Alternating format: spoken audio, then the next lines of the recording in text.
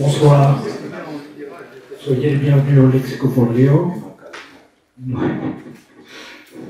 Nous sommes très heureux de vous accueillir ce soir. Nous avons le plaisir d'accueillir deux amis qui nous viennent de France, tous les deux, Nicole Dubois-Tartacap, qui est l'auteur du livre que nous allons présenter, qui va être présenté ce soir, et Nikos Verekos, qui est disons, le fondateur de l'association pour l'apprentissage du grec moderne en France, Phonigraphie. Le livre qui va être présenté ce soir s'appelle Kalimera, Séjours et songes en terre grecque. Nikos, je vais te passer la parole et je vais dire avant de te passer la parole, en grec, cette fois, que τη Δευτέρα στις 8 η ώρα ο Νίκος Γρεκός θα μιλήσει στο καφενείο εστιατόριο Φίλιων, Τέος Ντόλτσε, στην Οδό Σουφά, δίπλα στον Άγιο Διονύσιο, για την εκμάθηση της ελληνικής γλώσσας στη Γαλλία και για την πολιτισμική παρουσία της Ελλάδας στη Γαλλία. Σωστά, αυτό. Και είσαστε όλοι προσκεκλημένοι. Καλησπέρα λοιπόν. Bonsoir. Nicole, Nikos. Alors, avant de donner, évidemment, je me mets au service du livre qui est très beau. Et deuxième, je vous dis que je suis dans la salle, de toute façon, il y a plusieurs personnes qui me connaissent.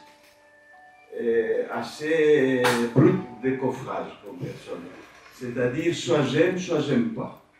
Alors, la plupart des fois, et ça c'est très bien, j'aime beaucoup, et passionnément même. Alors, je suis d'un certain âge, d'un âge certain, vu mes cheveux blancs, etc. Et, malgré tout, j'ai gardé une passion de jeunesse pour la vie. Peut-être parce que j'ai failli la perdre. Alors, c'est pour ça que j'aime le lieu de vie comme le Lexicofolio. Et ça m'a pris beaucoup de temps pour me trouver bien la même personne, et en France et en Grèce. Comme je veux faire un peu de jeunes, j'utilise Facebook. Alors, en même temps, comme je suis un peu vieux, je ne veux pas utiliser Facebook comme les jeunes. Alors je dis, je vais transformer Facebook en blog. Et les derniers jours, ou les premiers jours de l'année, je dis, je vais faire le bilan de l'année 2018. J'ai trouvé 12 choses importantes qui me sont arrivées en 2018. C'est pas beaucoup, 12 choses pour une année, mais c'est déjà pas mal. Et j'ai écrit, j'ouvre les guillemets, comme je n'ai jamais éprouvé dans le sens inverse les mêmes flottements, je me demande si l'univers est plus en adéquation avec un être humain, plus exactement avec moi-même, n'est pas une île dont on peut faire le tour à pied en une demi-journée. Tout en sachant, n'est pas une île, etc. Tout en sachant que l'étouffement vient vite dans un tel lieu clos. C'était un petit extrait de Nicole, du livre de Nicole. Je note en bas. 36 ans d'enseignement du grec langue étrangère, 24 ans de coordination pédagogique et culturelle à Phonigraphie, j'ai commencé à me lasser. Ce texte est arrivé juste au moment voulu pour faire fondre la glace autour de mon cœur, bien écrit, sincère mais surtout incluant dans chaque paragraphe discussion avec le lecteur et les respectant comme je l'ai rarement vu. Phonographie qui s'est toujours voulu un espace de dialogue afin que chacun trouve sa propre Grèce, trouve avec Nicole sa raison d'être. Et moi, je goûte au bonheur.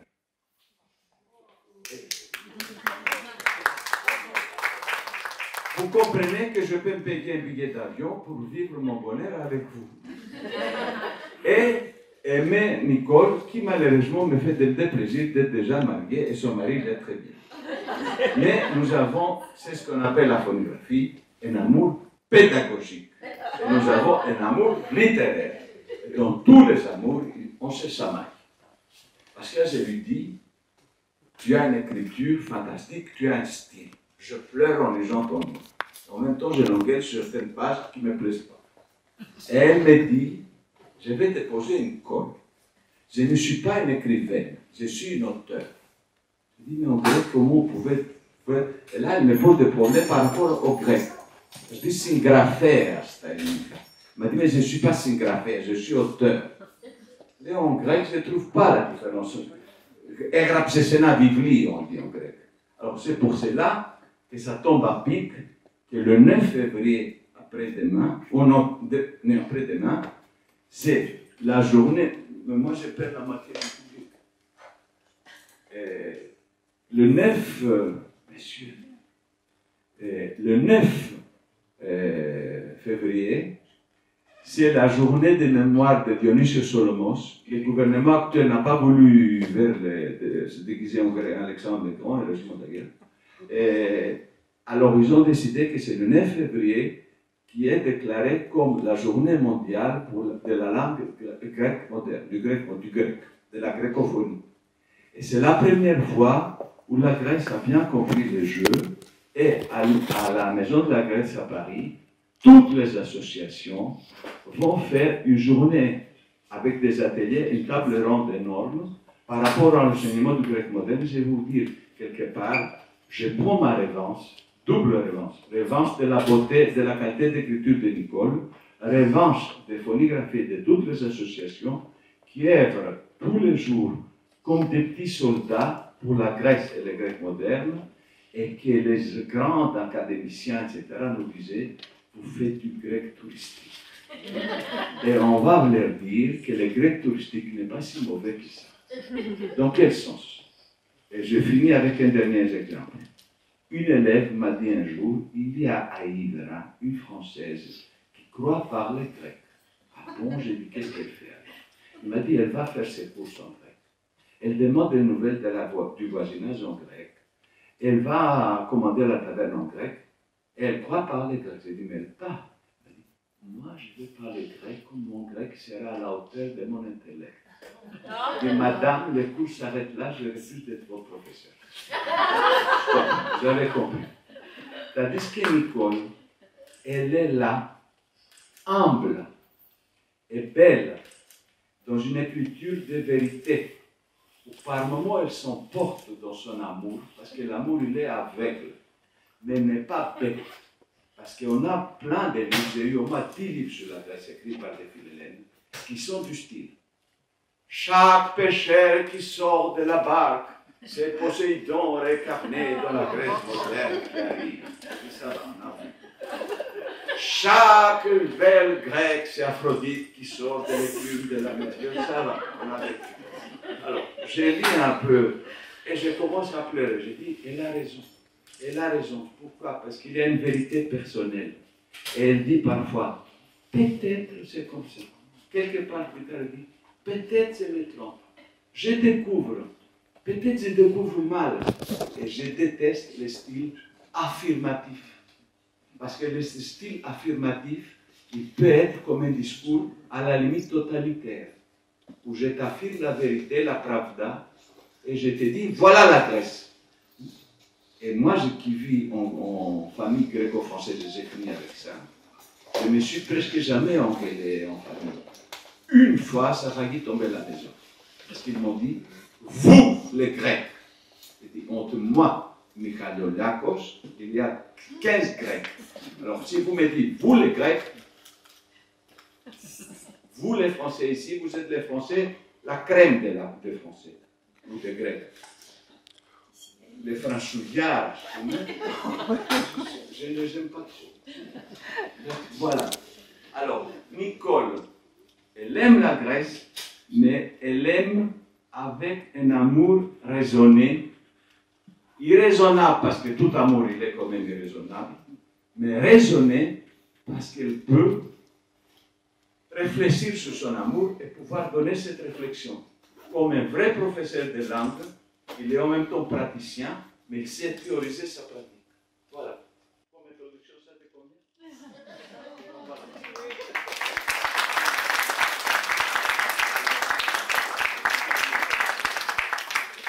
Je lui pose la question. Attends, il faut m'aider, le vieux monsieur. Voilà.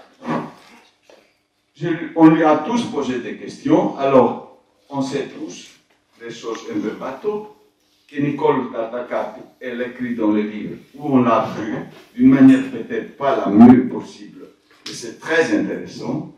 La revue Desmos, qui est la librairie Desmos, ont voulu être un peu avant-gardistes en faisant un parallélisme entre les textes de Raymond Dubois, qui est le père de Nicole, et les textes de Nicole Dubois-Tartakat, pour montrer un peu, je crois, quelque chose qui peut toucher trop de l'intérieur. Nicole, elle ne peut pas prendre la distance qu'il faut pour lire ces textes. À travers ces deux personnes, montrer l'évolution de ce qu'on appelle l'esprit philhellène. Un esprit philhellène plus vers les gens qui connaissaient l'Antiquité, qui viennent découvrir la Grèce moderne, les gens qui, comme Nicole, qui m'énervent, parce qu'elle parle très bien la Grèce moderne, mais n'ose pas parler à la radio, où on l'avait invitée à des émissions, elle a décliné l'invitation, parce que nous avons la fétichisation de l'écrit en France et la peur de l'oral. Il faut que vous compreniez que les Grecs ne sont pas tellement fétichistes et tellement normatifs par rapport à la langue. Une Française ou un Français qui fait des petites fautes, il est à la limite charmant. En France, j'espère que je reste un peu charmant quand je ne peux pas très bien prononcer. Il y a d'autres qui me disent la honte. Alors, elle a dit, alors Nicole, elle dit au premier page du livre, comment la Grèce était quelque part en elle, à travers les lectures de l'Antiquité, Homère, etc., à travers les très belles lettres aux cartes postales qu'elle attendait des voyages de son père. Et elle explique très bien la différence entre aujourd'hui, on est dans les à travers les SMS, les mails, les Facebook, etc. À l'époque où ça prenait le temps de mûrir, d'attendre, une passion un peu différente, plus, à la limite, quelque part plus touchante, si je dis des bêtises. Et à l'âge de 20 ans, elle est allée en Grèce. Et après, on a des pages très jolies de la naissance de cet amour. Quand on a vu les livres, tout le monde lui pose la question, alors tu as fait pendant tant d'années de voyages, des carnets de bord ou des carnets de voyage. Et là, la réponse est à toi, de montrer la genèse du livre et la méthodologie de l'écriture de ces livres, à peu près. L'écriture. Alors, ça m'est un petit peu difficile de prendre la parole après Nikos, parce qu'il parle tellement bien. Et moi, je parle bien parce que le livre est bien. Et moi, je dirais que j'ai plus de facilité à écrire qu'à parler. Mais enfin bon, je vais quand même réussir à dire quelque chose. Donc, ta question, c'était pourquoi est-ce que j'ai décidé d'écrire ce livre? Je dirais que c'est quelque chose que je portais en moi depuis longtemps. Effectivement, cet amour pour la Grèce. Et depuis longtemps, j'avais envie de le communiquer à d'autres personnes. La base, je crois, c'est une envie de transmission. L'envie de transmettre cet amour et de faire connaître surtout une Grèce dont je me rendais compte qu'elle était souvent mal connue par des personnes qui venaient y passer 15 jours dans une île, en général des Cyclades, et puis 15 autres jours dans une autre île des Cyclades. Et beaucoup de personnes que je rencontrais et qui me parlaient de la Grèce n'imaginaient même pas qu'il y avait une partie continentale qui pouvait être plus qu'intéressante et plus que belle. Et c'était une méconnaissance ou une mauvaise connaissance, je pense, du pays, et j'avais envie de transmettre ce que moi je connaissais de la Grèce. Alors bon, c'est une idée qui me trottait dans la tête depuis des années, et puis que je ne mettais pas à exécution. Et le déclencheur, je crois, le début du déclenchement, ça a été la crise en Grèce. Donc en 2009, je crois, ou 2010, quand la crise a commencé en Grèce et que j'ai commencé à entendre les commentaires sur la Grèce et à lire un certain nombre d'articles sur la Grèce, j'avais envie de donner une autre vérité. Et notamment quand j'entendais dans certains articles, quand je lisais, des personnes qui prenaient la défense, entre guillemets, de la Grèce, qui était quand même attaquée à l'époque par certains, c'était toujours fait, ou presque toujours, au nom de l'Antiquité. Alors, je trouvais que l'Antiquité, oui, c'était important, bien sûr, on savait, la Grèce a légué tellement de choses, mais je trouvais quand même un petit peu réducteur de passer sous silence un passé beaucoup plus récent, qui était notamment la dernière guerre mondiale, pendant laquelle la Grèce avait été héroïque dans sa manière de résister.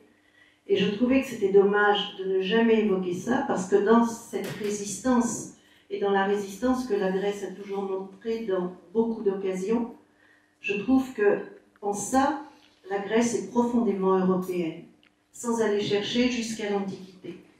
Donc ça a été un déclencheur.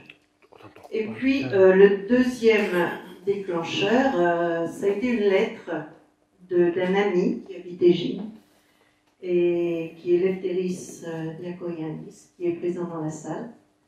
Et cette lettre, je ne sais pas, Nikos, qu'est-ce que tu penses? Est-ce que je peux la lire? Oui.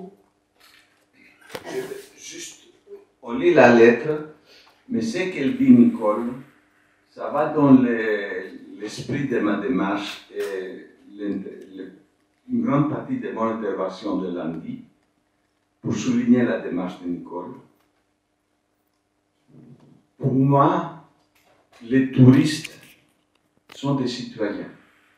Ils ne peuvent pas consommer un pays. J'ai fait la Grèce, j'ai fait telle île. C'est une expression française qui me dérange un peu. Ils sont citoyens. La façon dont on fait du tourisme, ça doit être la même façon dont on se comporte comme citoyen de notre propre pays. C'est pour ça que je parle, je distingue les citoyens et les visiteurs. Les citoyens et les gens qui vont à la rencontre d'un pays, d'une culture, des gens. Et c'est ça la démarche de notre association Phonographie. C'est ça la démarche de Nicole que j'ai voulu promouvoir, puisqu'elle est bien écrite dans une belle langue. Mais c'est aussi une attitude. Et je trouve que, comme par exemple on parle de la Grèce en France, il y a des personnes qui parlent de la Grèce d'une manière comme si c'était quelque chose d'étranger, et des gens qui parlent en disant ce qui se passe en Grèce me touche dans le plus profond de mon être, parce que si la Grèce bascule, je basculerai avec, si la Grèce gagne, je gagnerai avec.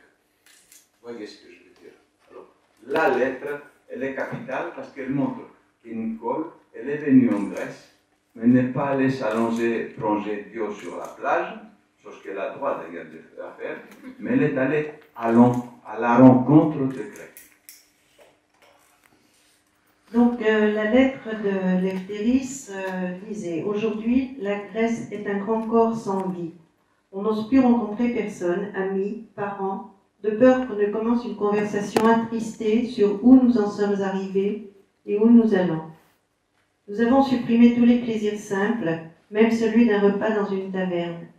Les privations, la tristesse ont envahi chaque maison à cause des erreurs que nous avons commises, minimes cependant par rapport à celles de nos responsables qui nous ont amenés à cette situation désastreuse. On reçoit continuellement par Internet des milliers de mails qui tous ne traitent que de ce sujet. J'ai souvent pensé à te les envoyer, mais je ne l'ai pas fait, ne voulant pas te communiquer notre tristesse. Des générations de Grecs ont émigré entre 1920 et 1960, comme mon père aux États-Unis ou moi-même au Congo, mais nous appartenions à des générations qui avaient un faible niveau d'études. Aujourd'hui, où presque la moitié de la Grèce s'apprête à s'exiler de nouveau, et notamment en Australie, comme mon fils Yanis, qui vit en donnant quelques heures de cours par jour dans une école privée, mais par chance, excusez-moi, là j'ai raté un passage. Aujourd'hui, ceux qui veulent partir sont cultivés et ont fait des études. Tu me parles de l'automne qui est arrivé à Paris, mais cela aussi nous met en rage.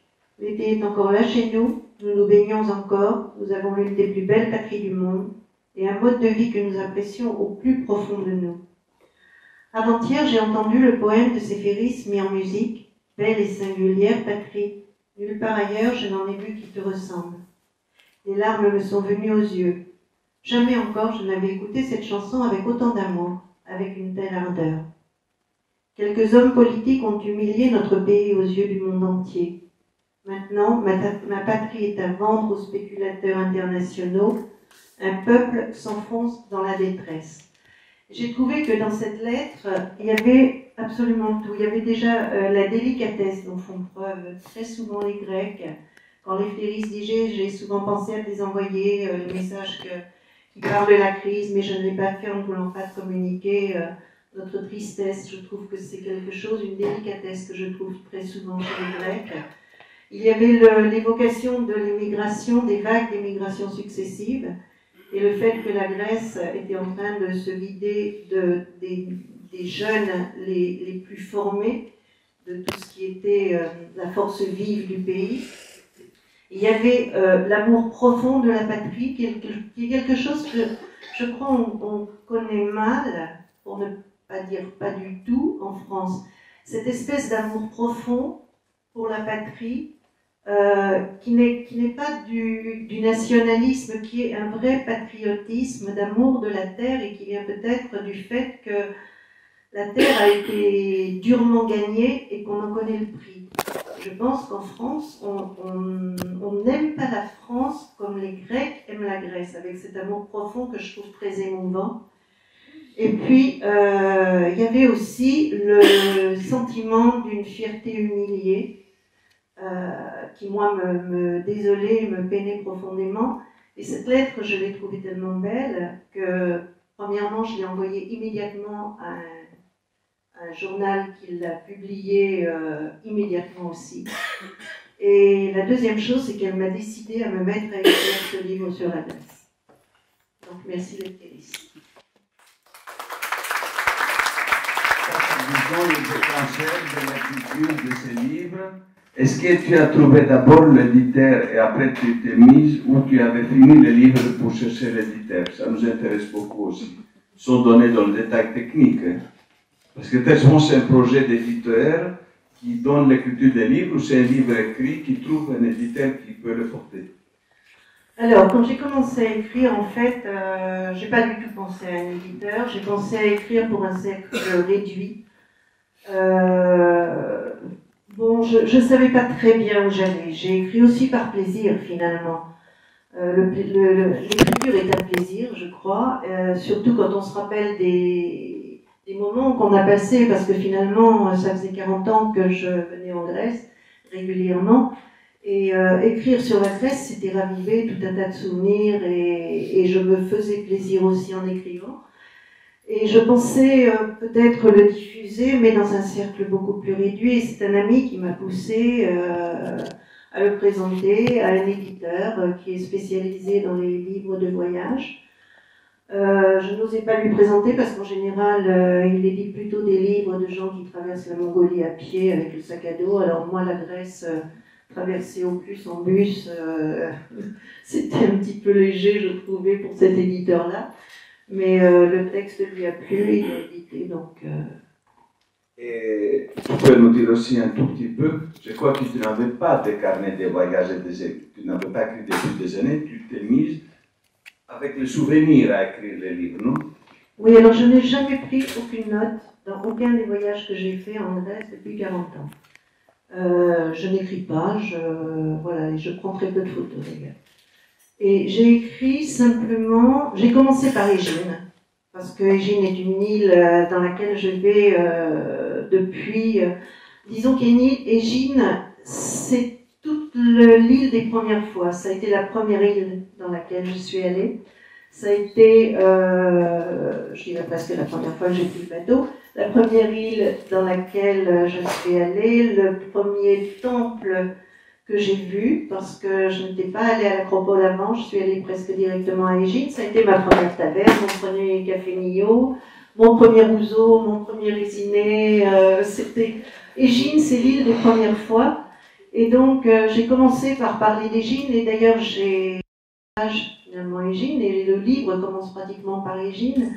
Mais je trouve aussi que c'est une île qui, à travers son histoire, montre un peu toute l'histoire de la Grèce depuis l'Antiquité jusqu'à la ville plus ou moins de l'époque byzantine et jusqu'au fait qu'Égine a été très provisoirement la capitale de la Grèce indépendante. Et donc je trouvais qu'Égine était une bonne manière d'introduire la Grèce. J'ai perdu la question encore. Non, c'est très bien. Tu as répondu à tout. Est-ce que tu me permets de lire un extrait? Oui. Je prête ma voix d'abord au livre avant de les passer à Nicole. Pourquoi avant de vous dire quelque chose, vous allez découvrir, vous êtes grand, il n'y a personne, j'espère, qui va sortir de la salle en osant de ne pas avoir acheté les livres, sinon il sera sévèrement puni. Mais, si vous êtes deux, vous achetez un. Parce que ces livres-là mettent une certaine érudition. Et moi, j'ai fait une grande différence. Une fois, j'étais quelque part, j'étais assez étonné et mis un peu, j'avais rougi un peu, par quelqu'un qui sortait des connaissances encyclopédiques, comme ça, telle date, telle chose, tel machin. Mais un peu comme une sorte d'étalage de connaissances. Et une dame m'a dit, ne t'inquiète pas, lui il est érudit, toi tu es cultivé. Nuance. Alors, elle n'est pas dans le sens. Elle nous place pas tel extrait, je connais. Donc, par exemple, tu as tout un livre qui dit on visite un site antique. Après, elle passe à une église byzantine. Et une page plus bas, il dit pendant l'occupation franque, et tu as l'histoire de la Grèce, mais dans le texte, elle n'a jamais un ton didactique. Et les poètes grecs qu'elle connaît, je crois bien, elle les incorpore dans le texte et ça rend comme une sorte de renforcement de la valeur poétique de sa prose à elle-même. J'essaie d'être à la hauteur de son texte, ma lecture. Trois rochers, des bancs calcinés et une chapelle solitaire. Un peu plus haut, le même paysage se répète à l'identique. Trois rochers en forme de portail, rouillés, des bancs calcinés, noirs et jaunes, une petite maison carrée, on fuit dans le chaud. Un peu plus haut, de nouveau, plusieurs fois, le même paysage recommence, en pente douce, jusqu'à l'horizon, jusqu'au ciel souverain. Je ne peux trouver meilleure évocation de ces lieux abandonnés de tous que dans ces vers de ces féris, extraits de Mythistorium. Même solitude ici, qu'à faille à jadis, même paix, même beauté, ou plutôt une autre beauté, moins majestueuse et des effets plus émouvante encore. À l'exception de trois églises plus importantes et d'une basilique, contiennent de belles fresques malheureusement en très mauvais état, la trentaine de chapelles dispersées sur la colline, certaines datant du XIIIe siècle, d'autres plus tardives, sont de petite taille, surmontées d'un campanile où s'élève une cloche qu'on aimerait entendre tenter comme elle le faisait autrefois, du temps où sur la colline Paléochora, qui s'appelait alors Ia, était encore habitée et vivante, etc., etc. Elle finit. C'est sur Égine, vous avez compris, son île de prédilection. Je pense, en s'éminant sur la colline maintenant déserte, à cette vieille femme rencontrée dans un texte du poète Solomos, tragique évocation duchesse de Missolonghi.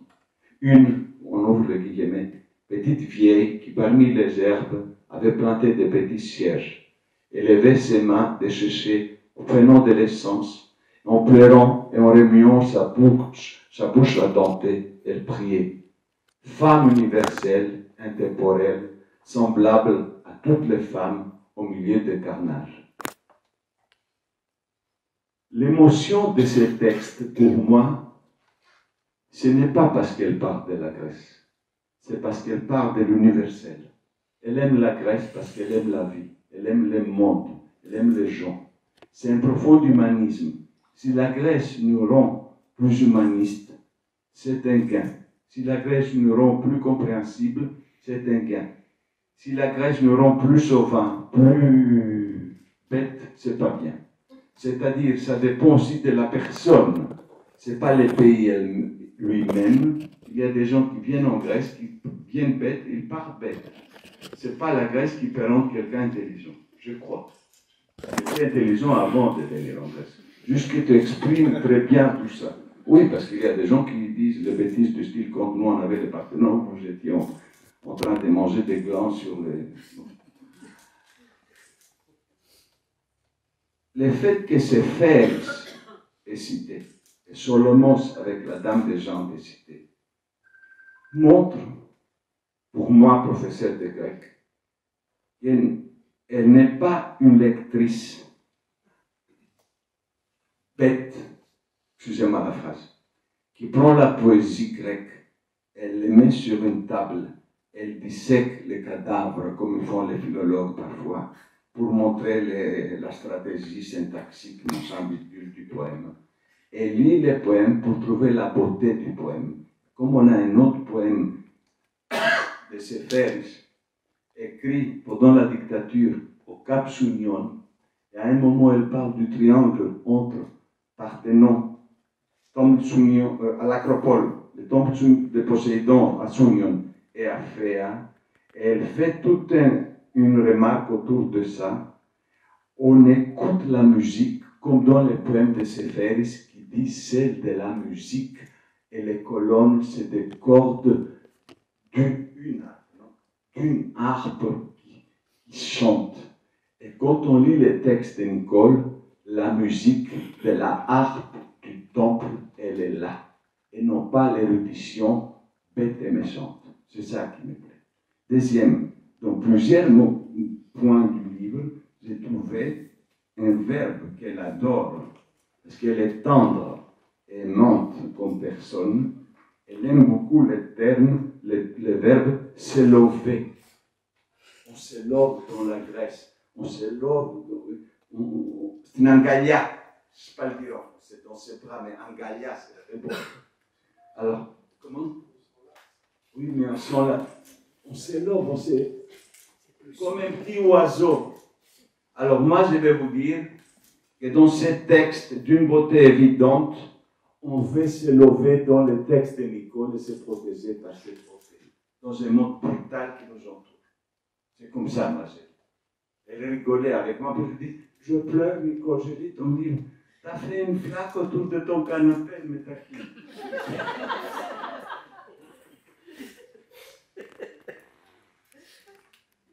Voilà.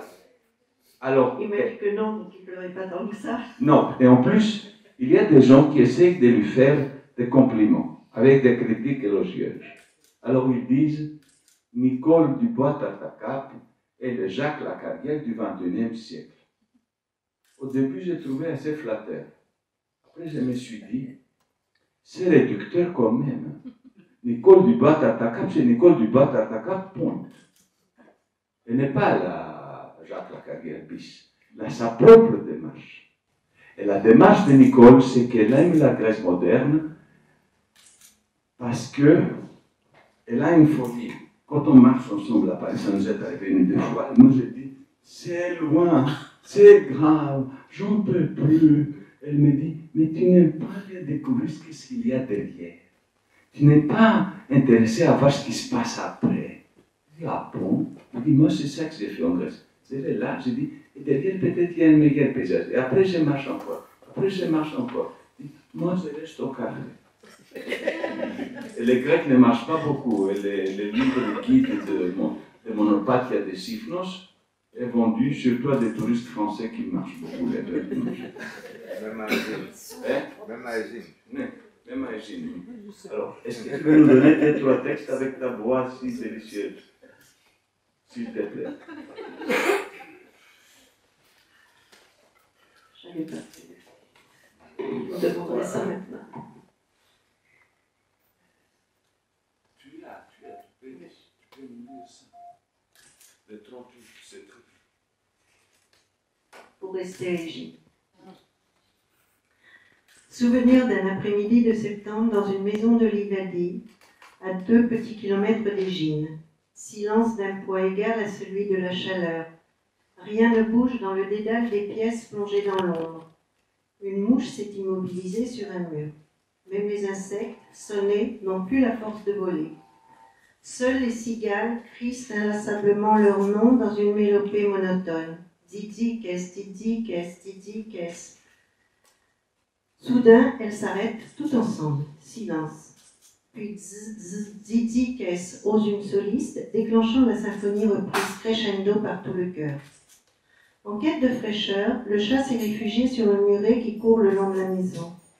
J'aime m'asseoir à cet endroit pour lire face aux figuiers et aux champs de pistachiers, dont les fruits se parent, dès le mois de juin, d'une enveloppe d'un rose fragile qui contraste avec le vert sombre et brillant du feuillage.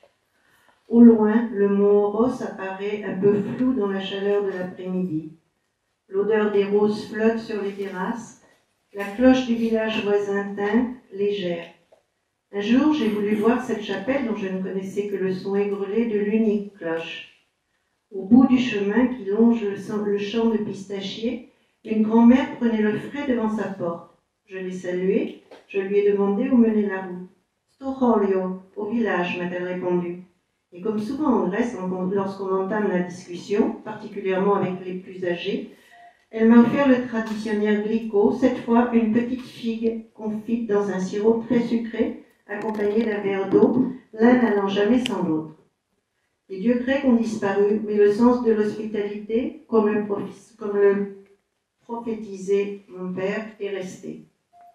Et lorsqu'en France ou en Angleterre, le mot étranger ou stranger évoque dans leur racine même un être inquiétant dont il est prudent de se méfier, ici le mot xénos a gardé le sens qu'il revêtait en grec ancien, où il désignait à la fois l'étranger et celui à qui on offre l'hospitalité. Après avoir répondu aux questions traditionnelles, d'où viens-tu, tu es marié, tu as des enfants, combien, garçons ou filles? Ah, 2 garçons, qu'Allah. Je lui ai tendu mon stylo pour qu'elle écrive le nom du village qui, selon ses dires, ne devait pas être très loin. Elle a repoussé le papier et m'a dit « Écris-toi, écris-le ». Et j'ai compris, mais trop tard, que probablement elle ne savait pas ou mal écrire et que je l'avais mise dans l'embarras. Selon toute vraisemblance, elle appartenait à cette génération du XXe siècle où, en Grèce, beaucoup d'hommes et la grande majorité des femmes ne savaient pas lire.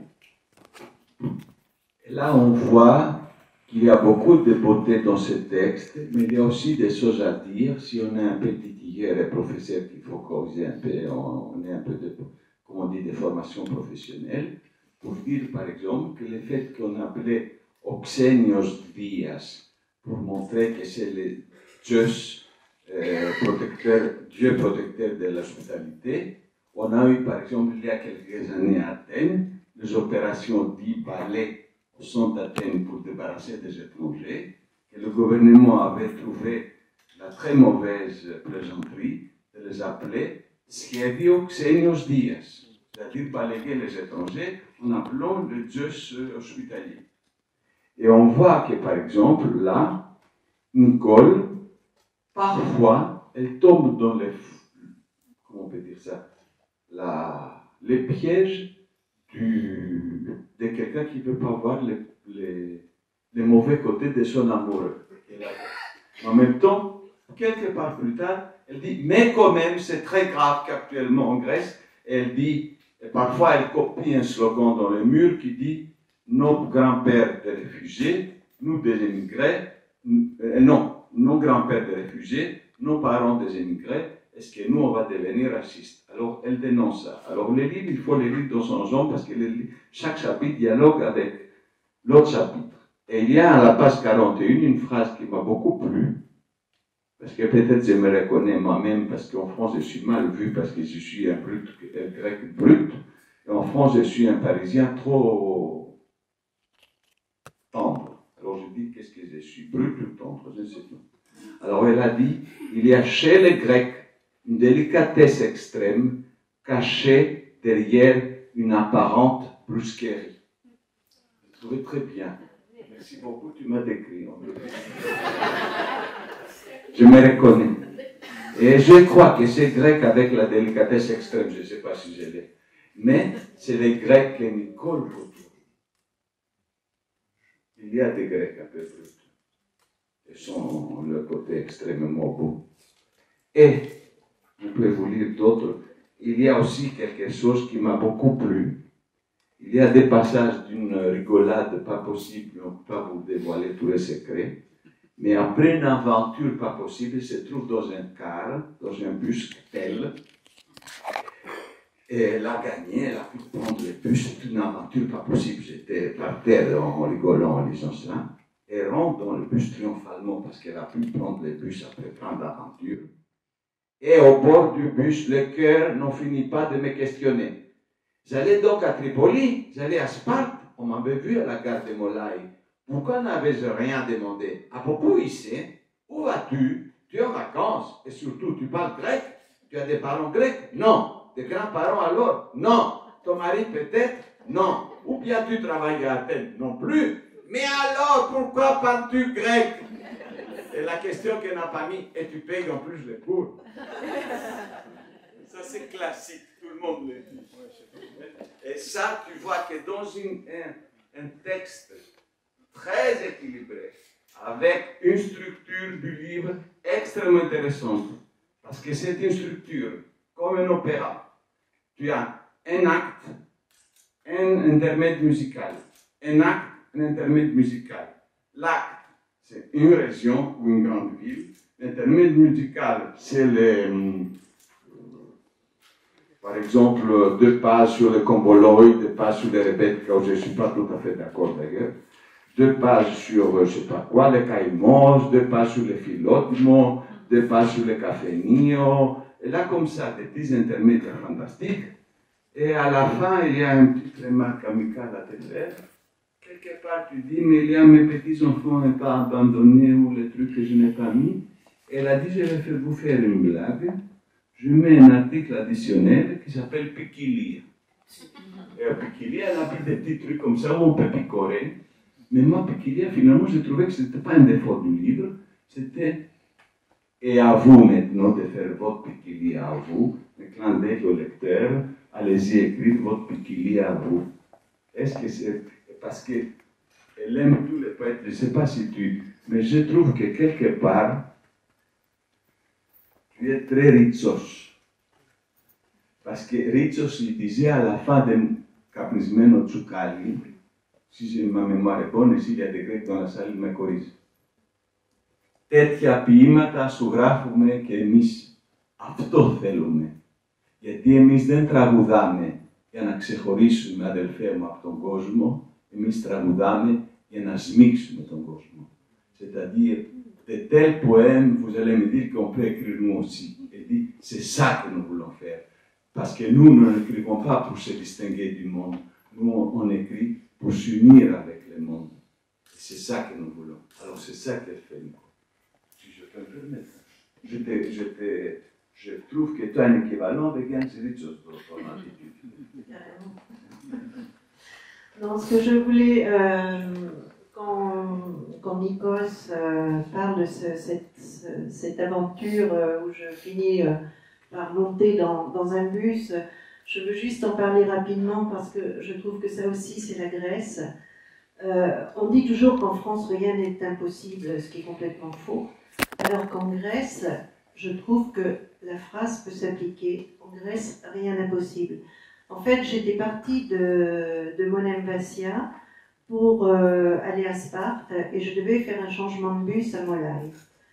Et à Molaï, bon, j'attendais, le bus devait partir, je crois, à 11h. J'attendais patiemment, je suis allée voir, rien ne bougeait, le bus n'était pas affiché. Je suis allée voir aussi si dans les bus qui étaient à quai, Sparte était indiqué, non, rien.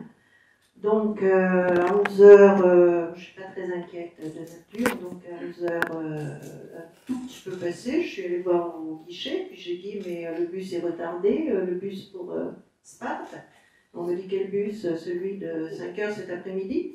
Et j'ai dit non, celui de 11h. On m'a dit il vient de partir. J'ai dit mais enfin j'ai regardé partout, il n'était pas affiché. On m'a dit non, il allait à Tripoli, donc c'est Tripoli qui était affiché. J'ai dit, mais il n'y a rien avant 5h. Il me dit, ben non. Comme j'avais l'air très embêtée, l'employé me dit, mais si vous voulez vraiment partir maintenant, pour aller à Sparte, prenez un taxi. Je lui ai dit, mais c'est pas possible, je ne vais pas payer un taxi jusqu'à Sparte. Il me dit, non, non, mais vous prenez un taxi et vous rattrapez le bus. J'aurais été en France, je me suis dit, elle se fiche de moi. Et comme j'étais en Grèce, je me suis dit, bon, pourquoi pas. Donc je suis sortie de la gare routière. Il y avait un taxi qui passait, je l'ai arrêté. Je lui ai dit, mais est-ce qu'on peut rattraper le bus qui vient de partir? Il m'a dit, oui, ça n'a pas donné du tout. Donc on a commencé à rouler. Et je me rappelle, la route était superbe. Il y avait des lauriers roses immenses comme des arbres tout le long de la route. Et je me disais, bon, peu importe si on rattrape pas le bus, c'est tellement beau que ça vaut la peine. Et à un moment, le bus, le taxi me dit, ah ben le bus a dû faire le plein là à la station-service, je vais demander. Et la station-service, on lui dit, il vient de passer. Donc il me dit, qu'est-ce qu'on fait? On continue? Je lui dis, ben oui, on continue. Donc on a continué. Et alors ce qui est extraordinaire, c'est qu'à un moment, le chauffeur me dit, ben regardez, le bus, il est là-bas. Il a fait un appel de phare. Le bus, immédiatement, a mis son clignotant, s'est arrêté sur le bas-côté de la route. Donc, le bus arrêté, le taxi derrière, le taxi a descendu mes bagages, le chauffeur de bus a ouvert la soute, et voilà comment j'ai rattrapé le bus qui allait à Sparte. Et je trouve ça extraordinaire. Et ça, c'est impossible en France. C'est pour ça que je dis que l'impossible n'est pas grec. Et si vous voulez, parfois, j'aime bien cette histoire, mais moi je ne voulais pas la dévoiler, mais c'est pas grave. On aurait pu dire que cette histoire, aujourd'hui, ce soir, elle est un peu saugrenue, parce qu'un grec de Paris vient vous parler de la Grèce à vous, qui habitez en Grèce, que vous la connaissez mieux que moi peut-être, et une Française de Paris vient parler à des Français qui vivent à Athènes. Mais ce qui est très bien, c'est quand on a lu ces livres, on a envie de découvrir et d'écrire. Alors c'est un dialogue qui a sa raison d'être dans un cadre d'une librairie francophone, la meilleure librairie francophone en Grèce, parce que c'est un appel. Moi j'ai compris que je vis, être grec c'est une grande discussion. Si je peux me permettre, je peux dire une anecdote de ma vie aussi. Quand en 1984 je suis arrivé en France, j'étais Nikos Grekos. Puis j'étais assez bizarre comme je suis encore. Quand j'étais gamin, j'allais dans des villages de mon oncle. Il me disait, Pianou isse, de qui tu es, comme on dit dans le village. Et moi j'étais assez révolté à 4 ans. Je répondais, Είμαι ο Νίκος Γρεκός. Je suis Nikos Grekos, je suis des personnes. Alors, quand je suis arrivé en France, j'étais Nikos Grekos. J'écoutais du rock, j'étais machin, et je suis dans un car où il y avait 50% du gouvernement français de différentes nationalités. On écoutait la radio FIT, que vous connaissez peut-être. À un moment, il y avait Zorba de Theodorakis. Tous les bus m'ont montré comme ça. Il m'a dit, c'est toi Zorba, danse. Moi, je dis, c'est moi Zorba, danse. Et là, je dis, mais qu'est-ce que c'est d'être grec? C'est rien, je suis Nikos Grekos depuis 4 ans, qui est un peu spécial. Pourquoi je suis Zorba? Et là, c'est l'histoire de la nationalité, des machins, des pidules, et vous allez voir les différentes facettes de chaque personnage. Alors, quand elle vient à Athènes, Nicole, elle écrit Athènes n'est pas un aristocrate. Peu lui importe de paraître. Elle vit s'adapte, se tricole. C'est une roturière qui affiche les bétons avec des involtures. Et tant pis si l'on ne sait pas voir. Dans la cohue de Monastiraki, les saisissants télescopages architectural qui, d'un seul regard balayant 2 millénaires et demi d'histoire, permet d'englober la mosquée ottomane de Distarakis, les colonnes de marbre de l'Agora romaine, les façades néoclassiques d'une demeure bourgeoise ou de la gare, la coupole d'une église byzantine du Xe siècle, et au loin, fermant l'horizon, les rochers de l'acropole surmontés du Parthénon. En un paragraphe, elle vous donne l'histoire de la Grèce sans prise de tête, avec une beauté qui te donne envie de prendre ton amoureux, ton amoureuse par la main, aller se promener à Monastiraki. C'est ça qui me plaît dans ton texte. Il y a de l'amour. Il y a de l'amour dans le sens de la tendresse. Il y a des sentiments. Et je crois que les gens qui apprennent les grec ne peuvent pas rester froids. J'espère, je crois. Ça vous intéresse tout ça? On va finir petit à petit parce qu'il paraît qu'il y a des réjouissances, un verre, de l'amitié, des discussions. Vous avez énormément un florilège d'informations, beaucoup d'éléments historiques, énormément envie de continuer, énormément de remarques parfois un peu naïves, et en même temps, quelque part plus tard, des remarques naïves dans le sens l'amitié, l'amour est un peu naïf. Ne prenez pas naïf dans le sens on aimerait que la Grèce soit un peu mieux que ce qu'elle est. Mais en même temps, deux, trois pages plus tard, l'émergence de nouveaux riches dépourvus de culture, les Grecs ne sont pas cultivés, et l'éclosion d'une classe politique qui n'a cessé de flatter le peuple à coups de slogans populistes. Maintenant, pendant des décennies, la Grèce dans des structures, maintenant, pendant des décennies, la Grèce dans des structures archaïques. Et paf, elle donne les moments où il faut protester, manifester, combattre. Tu dis, l'amour ne rend pas aveugle, mais ça peut rendre clairvoyant. J'ai repris là, ces propos, en fait, m'ont été soufflés par Nikos Dimou. C'est une vision, c'est pas forcément ma propre vision, mais je la trouve intéressante peut-être, que je dois à Nikos Dimou, si je ne me trompe pas. Oui. Qui a écrit Le malheur d'être grec, qui a beaucoup choqué, mais qui est intéressant. Je voulais qu'on finisse. 2 minutes.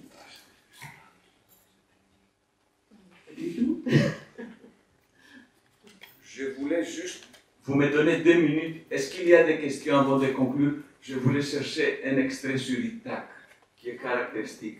Est-ce que vous avez des questions à poser ou des remarques ou quelque chose? Oui. Allez-y. Bonsoir. Je voudrais vous demander si vous trouvez des différences, comme vous avez... Excusez-moi. Oui, bonsoir. Je voudrais vous demander comment ça fait 40 ans que vous avez commencé à venir ici en Grèce. Est-ce que vous trouvez des différences entre la première fois et maintenant par rapport, je m'intéresse plutôt par rapport au niveau de comportement, attitude, de solidarité, de connivence, c'est ça, voilà. Alors effectivement, il y a longtemps que je suis venue. Je trouve que la Grèce a changé, la Grèce évolue, et heureusement, comme tous les pays. Je trouve que fondamentalement, la Grèce et les Grecs sont restés les mêmes. C'est-à-dire qu'il y a des apparences de choses qui ont changé. Par exemple, hier, je mangeais dans une taverne qui s'était modernisée, mais il reste encore cet esprit grec, et ça c'est quelque chose de très particulier, je trouve. Tout en modernisant les lieux, par exemple, les Grecs gardent un esprit, et je ne sais pas à quoi l'attribuer cet esprit. On sent que c'est grec, on ne peut pas être ailleurs qu'en Grèce, bien que les tavernes, parfois maintenant, soit pas exactement conforme à l'idée qu'on se faisait d'une taverne il y a 40 ans. Et malgré tout, ça reste très grec. Et hier soir, je me disais ça, je me disais, c'est fou parce que à quoi tient cet esprit grec? À quoi tient L'un de mes enfants me disait, c'est fou parce que quand on est en Grèce, il y a 3 tables, 2 chaises, elles sont bancales et c'est beau. Et c'est vrai que ça, c'est une question que je me pose et peut-être que ça vient de la lumière qui donne aux choses un relief particulier.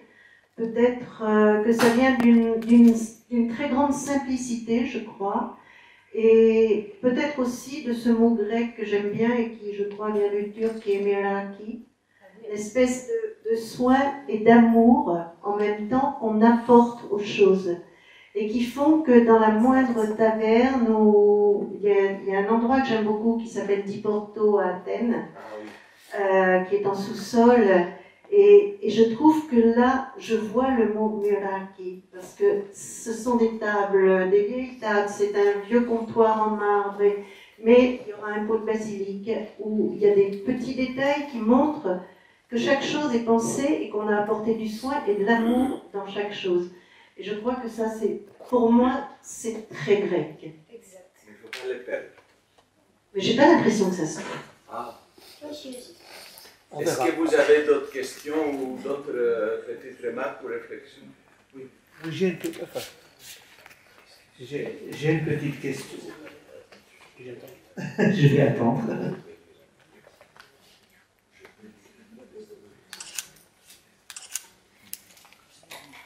Je vais être court. Il y a juste un mot dans le sous-titre, songe. Qu'est-ce que ça veut dire pour vous, ce mot songe? Est-ce que vous songez à une Grèce différente ou est-ce que c'est les rêves que vous avez eus qui ont été confortés avec la réalité que vous avez? Voilà, c'est tout. Alors, ce sous-titre, c'est pas moi qui l'ai trouvé, c'est l'éditeur. Mais j'ai tout de suite été d'accord pour ce sous-titre. Parce que pour moi, ça correspond exactement à ce que j'ai voulu faire. Certaines personnes m'ont dit, certains critiques, que ce livre avait un côté impressionniste et un côté pointilliste. Je suis assez d'accord avec ça, c'est-à-dire que en fait, je partais d'une image et puis ensuite, je laissais un petit peu vagabonder mon esprit. C'est un vagabondage, ce livre, je dirais. Et un lieu m'amenait le souvenir d'un poème, qui m'amenait le souvenir d'un fait historique, où un mot m'apportait aussi une foule de souvenirs qui n'avaient pas forcément de rapport direct. Et le songe est un peu là, je crois. C'est le fait de se laisser aller à partir d'une image, à partir d'un souvenir précis, d'une photo, de se laisser aller à penser à un passage de lecture, à un passage de poème, à un événement historique, et essayer de, même pas essayer, laisser les choses venir comme ça. Je pense que c'est un peu ça. Et je pense à un ami très cher d'ailleurs, universitaire parisien, qui m'a dit, mais ces livres avec les titres Calimera, ça doit être très simpliste. Et moi, j'étais un peu énervé parce que ça veut dire qu'il n'a pas vu les livres. C'est le premier regard, la pensée binaire. Calimera, c'est pas bien. Phonographie, c'est pas bien, c'est pas universitaire. L'excopolio, c'est pas une grande institution, c'est pas bien. Vous n'êtes pas trop diplômé, c'est pas bien. Alors, Calimera, ça montre. Calimera, c'est tout un programme de vie. Calimera, c'est aussi simple. Calimera, ça veut dire c'est l'amour, on peut attendre. Et après, ces jours, c'est les fêtes, moi je les prends comme ça. Songe, ces jours, c'est l'objectif. Songe, le subjectif, la discussion. C'est ce que j'ai dit que ce livre, c'est un livre de dialogue. Et en terre grecque, j'aurais pu me faire une dissertation à l'école fantastique, terre grecque. Parce que nous, Grecs, on a le mot Elada, le mot Hellinikokratos, Élines, mais on a le mot Eladites, pas traduire Eladites. C'est le grec de la Grèce, tandis que Élines, c'est le grec d'Égypte, de Constantinople, de l'étranger. Eladikos choros, c'est l'attique, ça ne veut rien dire en français. Et terre grecque, ça englobe mieux la terre, c'est ce qu'elle a dit sur Kazantzakh, qu'il avait toujours un peu de terre crétoise avec lui pour la toucher quand il était malheureux. Et terre grecque, ça veut dire, je ne sais pas comment on dit, par exemple, les danses grecques, on a des danses où on s'appuie sur la terre. Donc quand on va dans les montagnes, c'est plus du tsaniko, mais on a la terre, on n'a pas des pointes. On est avec la terre chthoni, en grec ancien, si je ne me trompe pas. C'est comment je l'ai vécu. Je vais vous montrer un objet bizarre. Pas bizarre, un objet fascinant. Cette Nicole Tartakat-Dubois, Égine, est devenue un petit livre en grec, Iegina tis Nicole Dubois Tartakat, traduit par Lefteris Diakogiannis, à Égine, pour que les gens d'Égine voient comment une Française amoureuse d'Égine voit l'île. Et je crois qu'il y a eu un accueil très favorable, non? Par les gens de... Est-ce que tu veux nous dire des mots? Oui. Avant que Lefteris parle de ce petit livre, je voudrais dire aussi, parce que moi je tenais beaucoup à parler du livre de Lefteris, Tu pars toi aussi, qui est un livre qui à la base s'appelait Mal d'Afrique. C'est un livre que Lefteris avait écrit sur ses souvenirs. C'est une autobiographie en quelque sorte. Et Lefteris, un jour, m'avait donné le manuscrit de cette autobiographie. Et quand je l'ai lu, j'ai trouvé que ce Mal d'Afrique ne parle pas uniquement de l'Afrique, mais était extrêmement intéressant parce que il reprend tout le parcours en fil rouge. Il y a l'histoire des exils successifs de son père, le sien, et il y a aussi le déracinement des gens de l'Asie mineure qui ont dû venir en Grèce. Donc en fait, je trouvais que ce livre, ce manuscrit de Lefteris avait vraiment un intérêt réel parce qu'il retraçait un peu l'histoire de l'immigration en Grèce, de l'exil, pendant pratiquement un siècle.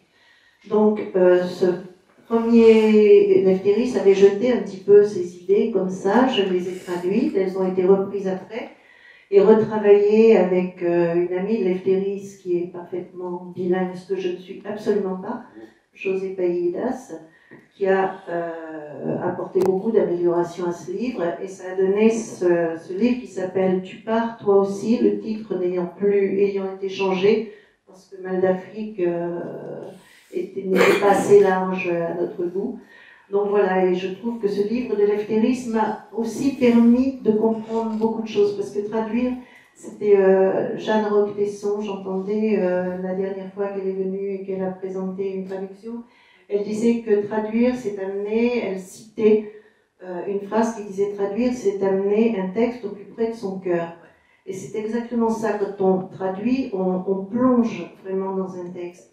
Et c'est grâce au texte de Lefteris que j'ai particulièrement et notamment compris le sens du mot topos, c'est-à-dire l'endroit où on a ses racines et l'endroit où finalement on retourne toujours en pensée au moins et dont on ne se détache jamais. Pour Lefteris, c'est l'île de Kos et je crois que Lefteris se sent toujours comme un déraciné. Même s'il est à Égine depuis très longtemps, pour lui, son topos, c'est Kos. Et c'est en lisant Lefteris et en traduisant ce premier texte, et donc en l'amenant au plus près de mon cœur, que j'ai pu comprendre peut-être plus de l'intérieur ce que c'était que le topos, et puis tout un tas de notions, donc elle m'a aidé à mieux comprendre aussi la Grèce et les Grecs. C'est pour ça que je viens en parler ce soir.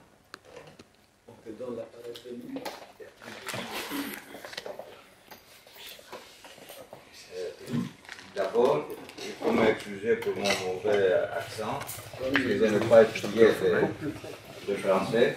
Je n'ai pas ouvert le CD. Ça va? Nicole, mon ami, l'ami qui déborde d'amour pour la Grèce, et en particulier pour Égine, où elle eut son premier contact avec la Grèce. Comme elles le disent avec fierté.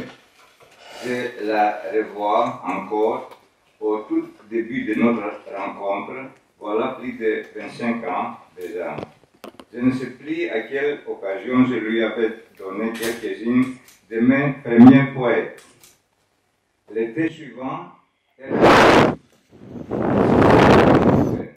dans mon café préféré, jusqu'à côté de mon magasin, le café que mes amis appelaient en riant mon bureau.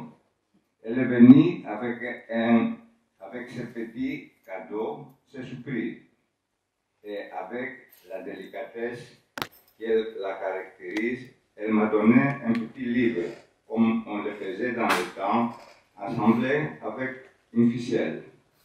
Elle est allée jusqu'à l'illustrer. Elle avait fait toutes les bouquinistes pour trouver des dessins africains pour accompagner mes poèmes qui parlaient de mes séjours en Afrique. C'est elle qui m'a fait entrer dans le monde de la poésie. C'est elle aussi qui s'est intéressée à l'histoire de ma vie. J'avais écrit un texte un peu au hasard dans le désordre.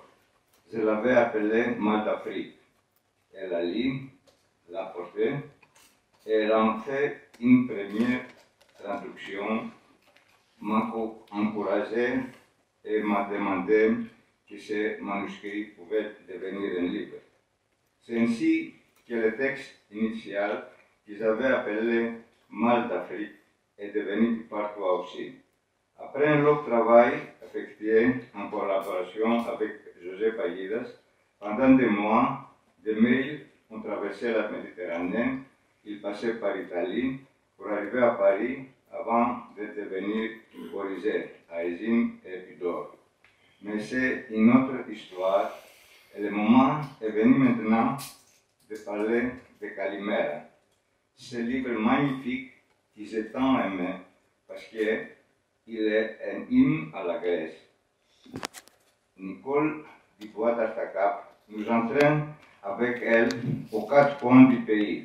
Et ce qui m'a frappé, c'est sa connaissance parfaite de tout ce qui touche ce pays, le mien, et qu'elle connaît mieux que moi, à tout point de vue, qu'il s'agissait de l'histoire, de la géographie, de la culture, de la poésie, de la mythologie, des danses, des cleftiquants, des grands jusqu'aux plus petits écrivains.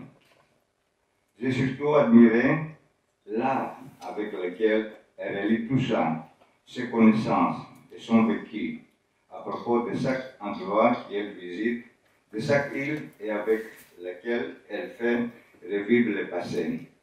Elle s'est donné envie de visiter les villes ou les régions qu'on ne connaît pas.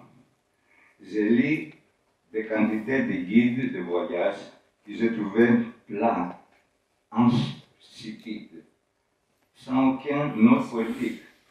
Dans les pages de Nicole, on a l'impression de sentir l'odeur de la vraie cuisine grecque, telle qu'on le faisait encore dans certaines régions éloignées.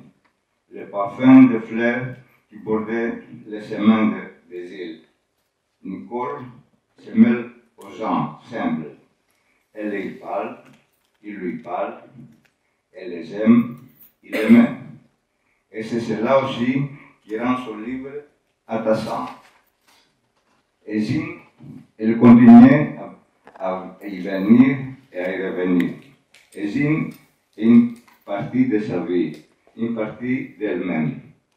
Et c'est pour mes amis d'Ésine qui ne lisaient pas le français, qu'à mon tour, j'ai traduit une partie du livre de Nicole en grec.